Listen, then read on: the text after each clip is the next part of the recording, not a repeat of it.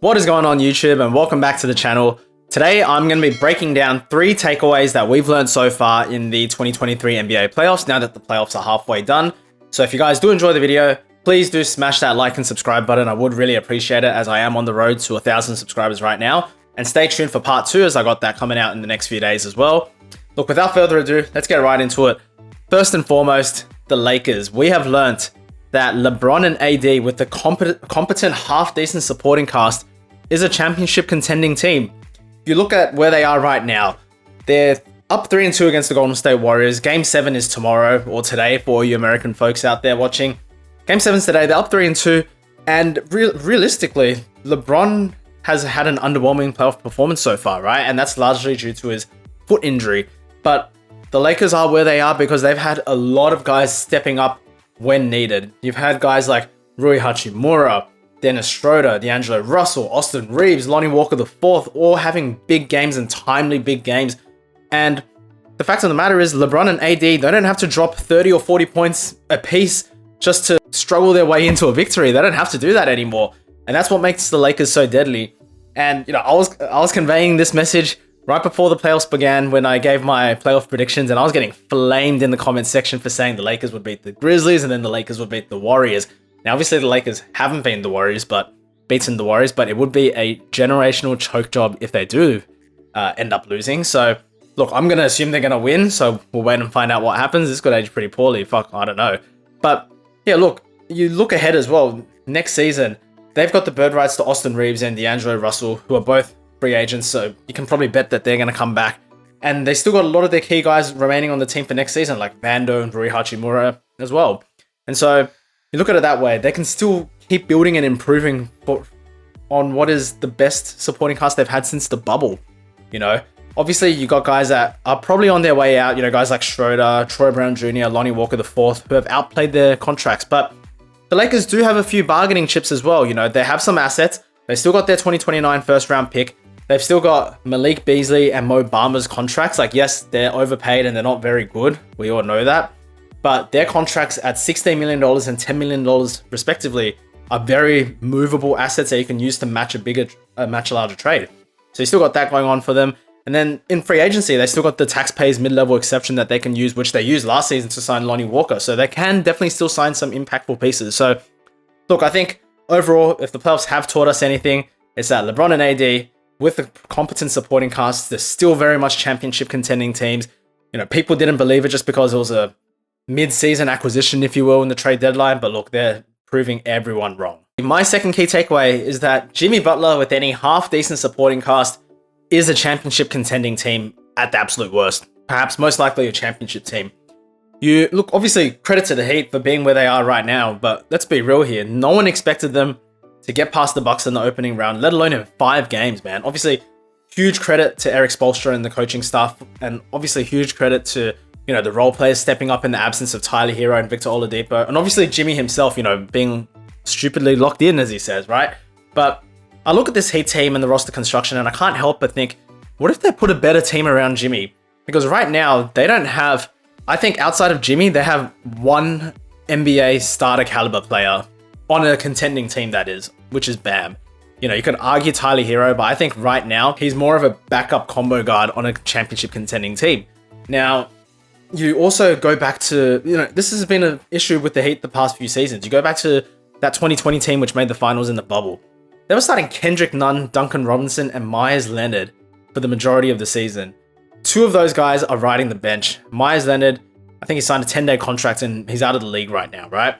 So imagine what he can do with a half decent roster surrounding him. Like, I don't even mean like a star or a fellow star. Like, just give him some 1 to 2 additional mid to high end starters, like guys like your Derek Whites, your Aaron Gordons, your Austin Reeves, your Malcolm Brogdons, like those type of players, your Josh Harts. Like, imagine him with guys like that. He would take this team to the next level, man. And this has been an issue, you know, beyond the bubble as well. We can see that every single time that Jimmy has been paired with the half-decent roster, like, he elevates their level of play big time. Obviously, he carried the Timberwolves into their first playoff appearance in ages, and they only lost in the opening round to the 65-17 Houston Rockets. And if you look at that team, obviously the supporting cast was relatively good compared to what Jimmy has like right now or in the past few seasons too. But there was a lot of drama going on in that locker room as well. So there was that going on. And then in 2019, obviously with the 76ers, that's the best team Jimmy's played with. And it took a Game 7 game-winning shot from the best player on the planet in 2019 in Kawhi Leonard to dethrone the 76ers. So yeah, look, I think overall with the talent that's in the NBA right now, it's a very level, open playing field. You got a lot of teams which can realistically contend for a title. I think you build a proper team around Jimmy, get him a few more good starter caliber players. Obviously, a fellow star would be great, but you get him a few higher end starters, and man, he can take the Heat to the next level, basically. Yeah. So that's my second key takeaway, and my third key takeaway is that my Boston Celtics, they need multiple veteran leadership presences in the locker room. Right now, they just came off of a huge Game 6 win. They're tied 3-3 with the 76ers now, with Game 7 being back in TD Garden. Look, regardless what happens for the rest of the season, I still think whatever I say here holds true, whether they lose Game 7 or win the championship, right? And the issue is, if you look at the team right now, in the Marcus Smart, Jaylen Brown, Jayson Tatum era, if you want to call it that, the team has developed a lot of bad habits, you know. They're very prone to playing down to the level of their opponents, kind of coasting their way, trying to run down the clock. Like, they're not really trying to, you know, if they're up 20, they're not focusing on, you know, let's extend this lead to 30 and put these motherfuckers away, right? They're just trying to, like, just play for the sake of playing, really. And more often than not, that leads to either blown leads or you're just unnecessarily playing your key guys, you know, 30, 35 minutes when they really could have just played 20 to 25 minutes if you just played properly. And that doesn't bode well for the playoffs, you know, especially for guys like Horford or even Jayson Tatum, because we saw the workload in the regular season catch up to Tatum last year in the playoffs when they made the finals. So they fuck around a little too much, let's be honest. And you look at the current locker room situation. Al Horford, wonderful vet. I'm sure everyone wants to have him on his team, but he's very soft-spoken and is more of a quiet leader than like a vocal guy, right? Marcus Smart, I think, is a good start. He can be, you know, obviously he's the heart and soul of the Celtics and he can be that guy, but I don't think he's the biggest he can't be the main leader in a locker room. And so, you know, Ime Udoka was brought into the Celtics last season to do that job, and he was doing great. Like, in timeouts, he was shouting at his guys, yelling at him, but the motherfucker was too horny and he couldn't keep it in his pants, and look where we are now.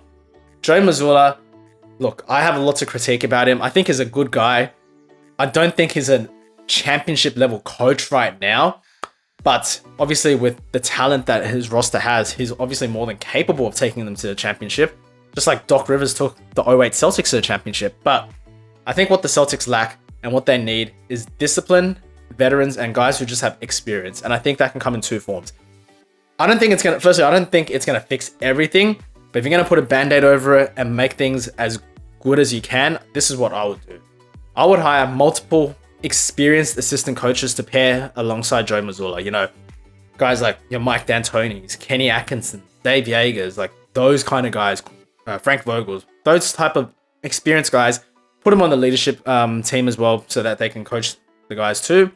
Obviously, one thing to note is that Joe Mazzulla did lose there's been a lot of turnaround in the Celtics coaching staff. Obviously, Udoka left. Mazzulla had to step up. Will Hardy left. Damon Stoudemire left. There's a lot going on, so I don't blame him entirely.